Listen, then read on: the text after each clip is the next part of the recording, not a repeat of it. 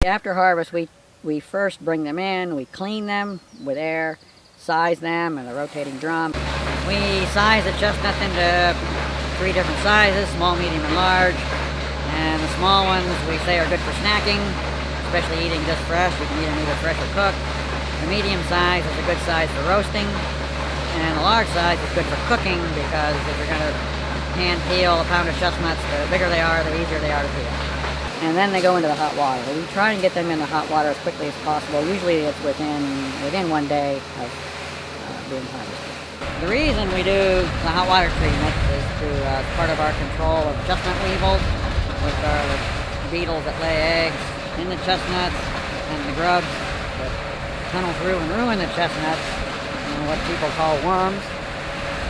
The first step that we see is the oviposition hole, which is where the female has laid her eggs in the nut. It's usually right on the round part of the nut. She actually drills through the burr, through the shell, and deposits 4 or 5 eggs in the kernel. A few weeks later, after those eggs have hatched and the grubs have tunneled through the kernel and ruined it, then we start to see the exit holes where the grubs have crawled out.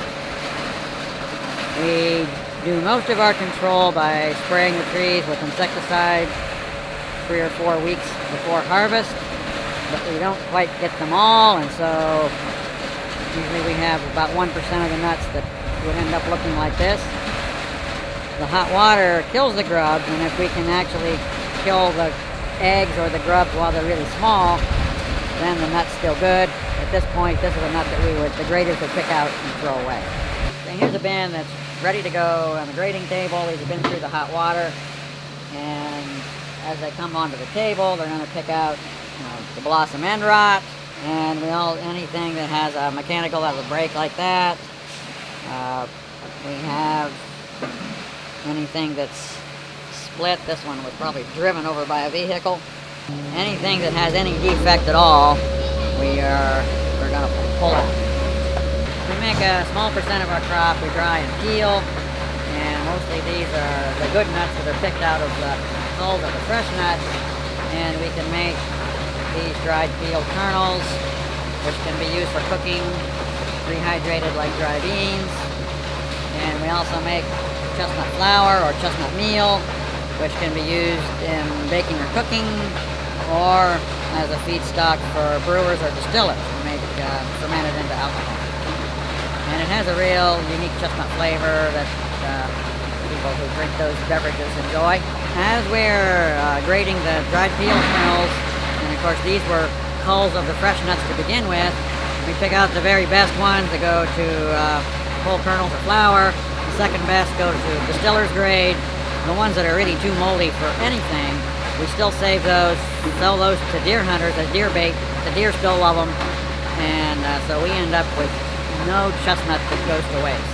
Fresh chestnuts are really highly perishable, but they have a natural resistance to fungal decay as long as they're kept moist.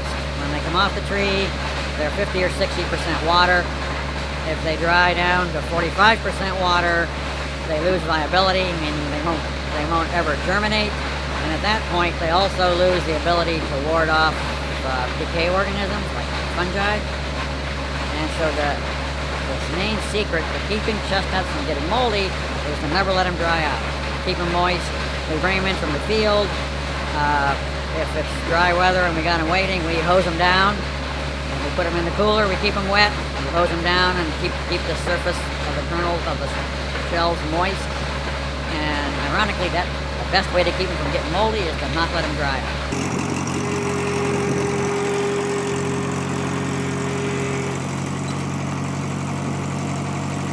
What we have here is a sweeper that was used originally as a walnut sweeper, but we found it works pretty well for chestnuts.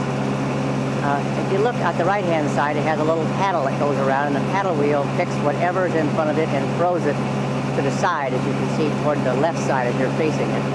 And then underneath there's some tines that go around, and they keep moving it across the field until it gets to that far left side and it hits the rubber tarp and stops. So what she has is driving down the road, everything in front of us being swept from her left to her right and then stops at the end. And in the rear, you can see those little ducts that stick down there, and if the white portion, you'll see a little flapper in there.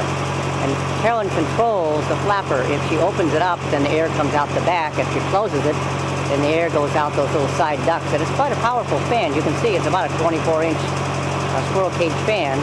So as she's running down the road, this fan is blowing like crazy. Everything from her left way, way out. So the object is she goes down the road and it will blow it out from underneath the trees. And we'll go out and see how that works. We're going to go out to the orchard now for our first sweeping and see how it goes this year. Carolyn's headed out to the orchard, and we'll meet her out there in just a few minutes and see how things go.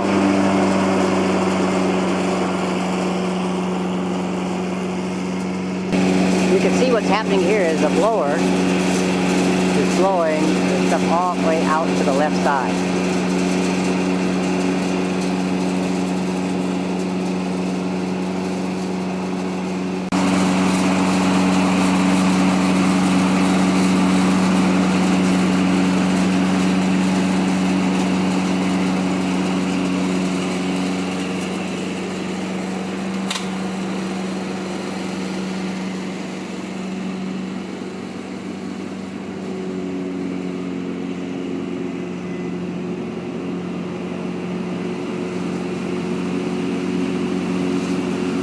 You can see here, we'll have this big windrow down the middle.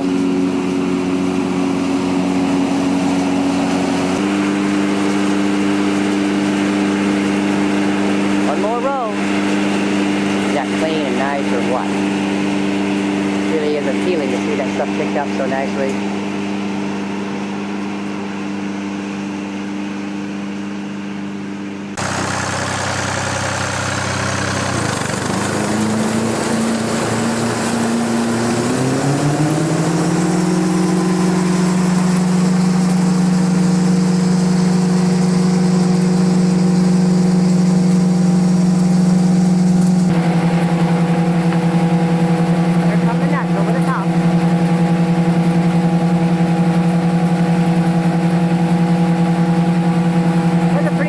Separating. It's not perfect, but when you realize that row of trash and just how much trash goes through it.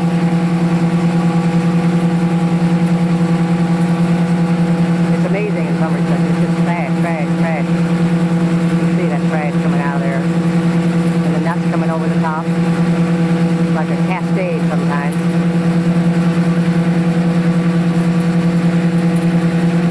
We're going at very slow speed. Actually, we're in what we call creeper gear. It's the slowest the tractor will go, running at about 1600 RPM, so that it doesn't clog itself up. There's just so much to go through the energy. If you go too fast, it would just clog it up and then we'd be shut down. So best to go slow, let it handle the load, and let it give you there. Carolyn got it clogged up a little. She's not used to doing this. Well, let's see. It looks like it's about time to bring this load in. We don't want to overfill it, but that's close to 1,000 pounds. Of course, there's a lot of trash and other things mixed in it. You can see there's burrs and sticks and leaves and trash. It blows a lot of about, but some of them just get stuck in there and can't get out. So we'll take this into the processing barn, and tomorrow morning we're going to process like crazy. This will probably take us about 2.5 hours.